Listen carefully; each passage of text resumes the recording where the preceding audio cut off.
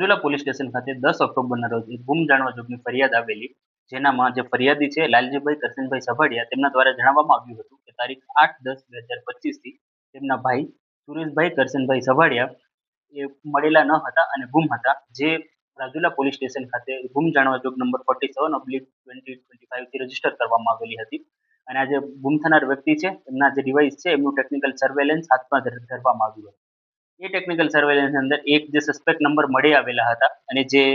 રાજદીપસિંહ મજબૂતસિંહ રાઠોડના હતા, તેમને પોલીસ સ્ટેશને બોલાવી અને તેમની સઘન પૂછપરછ કરવામાં આવેલી હતી. આરોપી દ્વારા પૂછપરછમાં સંતોષકારક જવાબ ન આપવામાં આવેલા હતા અને એમને ફર્ધર જ્યારે પૂછપરછ કરવામાં આવી ત્યારે એમના દ્વારા જણાવવામાં આવેલું હતું કે ગુમ થનાર છે સુરેશભાઈ, એમનું આ જે આરોપી છે રાજદીપસિંહ મજબૂતસિંહ રાઠોડ, એમની પત્ની સાથે આડ સંબંધ હતા, જેના લીધે જે આરોપીએ છે એમનું મર્ડર કરેલું હતું.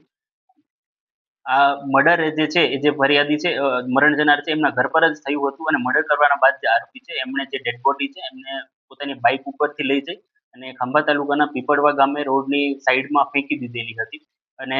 આજે એમને જે કબૂલાત આપેલી છે એના આધાર પર ડેડ બોડી પણ રિકવર કરવામાં આવેલી છે અને જે ફરિયાદી છે એમને બીજા બિલોંગિંગ્સ છે એ પણ આરોપી પાસેથી રિકવર કરવામાં આવેલું છે અને રાજુલા પોસ્ટ ખાતે આજે મર્ડરનું છે એ કેસ રજીસ્ટર કરવામાં આવેલું છે.